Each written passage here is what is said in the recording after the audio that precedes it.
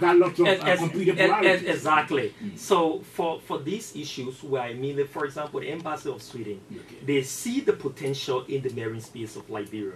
They know that Liberia, for example, our coastline is even longer than Ghana because we have around 570 kilometers of coastline that's approximately 350 miles long. But Ghana has 350. I'm just telling you, we have a wealth of resources. Our marine space is very, very, very rich. What are the resources? What are the space for shipping, trade, and what have you? So what I'm saying, the government of Sweden sees the potential within this spectrum, and they are wanting to help push Liberia to make, after this conference, we are of the conviction that this is going to be a major turning point for ocean work in Liberia and Africa more broadly. Someone will not just want to put the money upbeat, because we know history tells us that normally the sort of forum they are often they end up to be talking shop, and people go there and talk and make lots of promises that do that. Yeah, I can tell you, as I said earlier, I read 3 key points, like potential outcomes. Like objective. Why? Besides all of the different things what we're trying to do. The first thing, not only for Liberia, for the West of Africa, we're trying to secure renewed political commitment. Because political will is different from political commitment. I hope you understand that. Sure. You can, the president can say, well, okay, I have the political will to do that. But then the commitment goes down to the lead agency that is responsible for the sector. Are they prepared, staff-wise, equipment-wise, infrastructure-wise? So there are lots and lots to play into this little space. So I can tell you that we're securing new political commitment. We're going to assess deliberations and commitments from other conferences about the ocean. The most recent ones too was the Ocean Conference in 2017 in New York that Sweden was a key part of. And the last one was... For lessons learned. Yeah, lessons learned. Okay. Not only lessons and for other commitments that people have not been able to live up to. What we are going to be doing like is going to be borrowing from those experiences to make sure that we close that gap.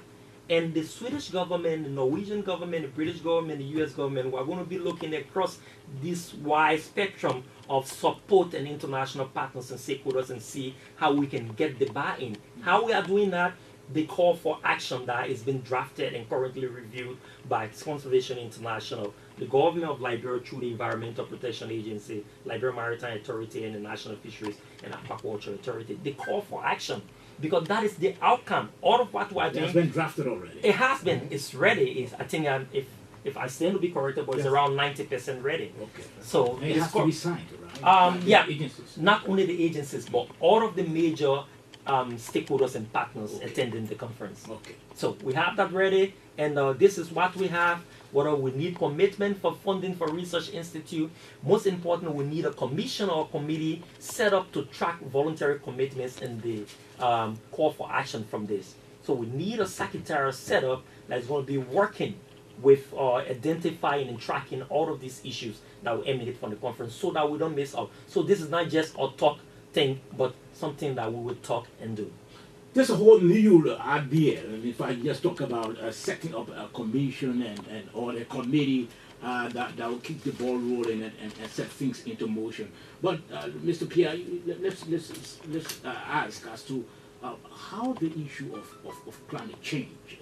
What are you looking at on the issue of climate change at that conference? Well, before I come to climate change, let me assure you and the listening public that this will not be another talking point. Okay, I mean, the way, like he said. Why are you so upbeat? No, we know the thing about it. Let me just come down. It's small. When somebody go to LRA, for example, and pay money, that's how we see. I mean, for all different point of view, you say, well, we're raising money this way.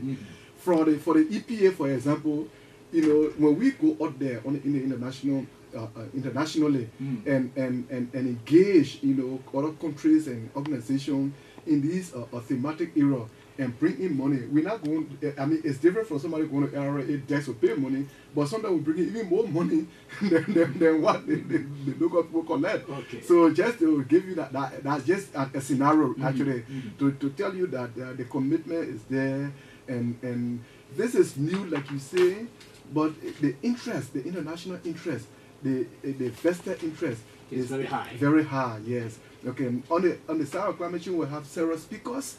I think we have like 4 speakers. You know, people will be talking about climate change, climate mitigation, both local and international. Local and international, yeah. Okay. And all other things that are associated with climate change.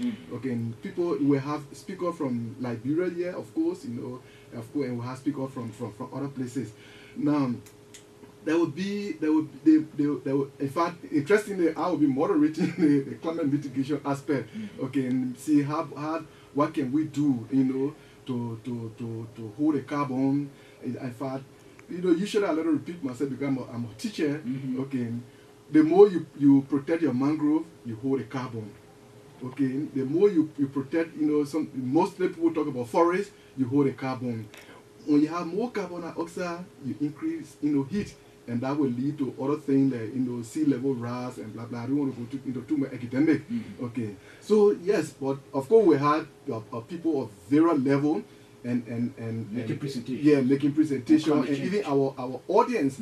Okay, and the media people will have a way of disseminating the information to the local, especially here in Liberia, in some kind of simple way, so that Liberian people will know what is it that we are doing, so that they, even after the conference, will join the EPA in the effort to mitigate climate change and other environmental hazards. Okay.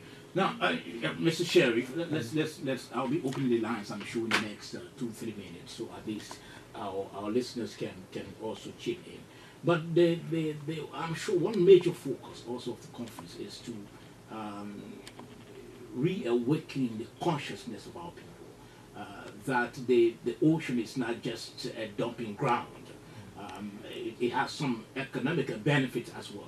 Now, getting the message out to our people after the conference, how do you and the EPA intend to get the message out to the communities, to our people who see the ocean as a dumping ground? I'm sure you will agree with me that, like you earlier said, the people take all of those particles and they throw them in the ocean. So how do we get the message to change that sort of mindset? The first thing, as I told you before the conference, these are all of the issues we looked at. So it's not just something people come and talk and move away. So we have lead institutions. That's why the Environmental Protection Agency, which is an overall or regulatory body, the Liberia Maritime Authority, who has its own respective mandate, and as well as the National Fisheries and Aquaculture Authority. So the situation here is that we talk about having the Secretary. The Secretary is going to be working, for example, on an action plan. The action plan is going to integrate its scope of function or work based on the respective mandates of all of these institutions. Whether working with the media teams, whether working with co-management associations along the coast to send the message over. And it's one thing, Mr. Sherif, to use the media to send the message out. Yeah. But to have it practicalized, where I don't know whether the EP will take lead to go into the communities and enforce this sort of messages. Oh yes. The EPA we have the intersectoral. You form a task force. So task force, but yes, the EPA will take the lead. Okay, and we've been having task force in other areas, but this one will be enhanced. But that's why, like he said, making reference to our colleague. Let me just add that the Ministry of Defense, through the Coast Guard, all of these people will be engaged. Any relevant agency of government that will help us to ensure that we carry on this monitoring exercise after the conference, they will be engaged. And so the call for action will take into account all of these. Okay, it may not be perfect because this is the first time, but already there are some areas where the sectoral collaboration, is being enhanced, and in terms of going into the sea and monitoring. But this one will further enhance some of those activities. Trying to further enhance. Will you be looking into the possibility of maybe trying to seek legislation on that, so that people just don't go ahead? No. Wait. At this stage, I don't think that is going to be called for now. Okay. That's what I was going at. Now, the situation I gave you, before I get back to that, I just give you a brief scenario. If I come to you and tell you, well, don't cut the mangroves or don't build in the wetland because it's going to cause sea level rise, it's going to cause maybe, it will change the climate or something like that. I mean, the layman, what does he understand about the mangroves? You can just cut the mangroves, then you say the sea will rise and into the... People don't understand Not that. at all. Exactly. But I tell you, you see the mangroves, and I think Mr. Piah mentioned that before. It, you know, it absorbs the carbon dioxide because you have different gases in the atmosphere that they call greenhouse gases. We're not going into that, but the most prominent or dominant of all of them is the carbon dioxide, right? So they are in the atmosphere. When they are naturally occurring, there is a set balance that everything goes on naturally. But we burn fossil fuel. We do this, we do that. We have factories. You know, our cars, the automobile exhaust fumes, all go back into the atmosphere. They offset the natural balance. When that happens, the interesting thing is we have mangroves along the coast. They get something they absorb, they sequester the carbon. So when they help absorb those carbon, they reset the balance for our own good. But our people don't know. Every time when they reset, if you see how the mangroves are built, they have big root system that are deep. You know, I mean, that's how God does things. So when they get the carbon out, the carbon are released all the way through the roots and it goes into the soil. And sometimes the carbon's still there, sometimes up to 100 plus years.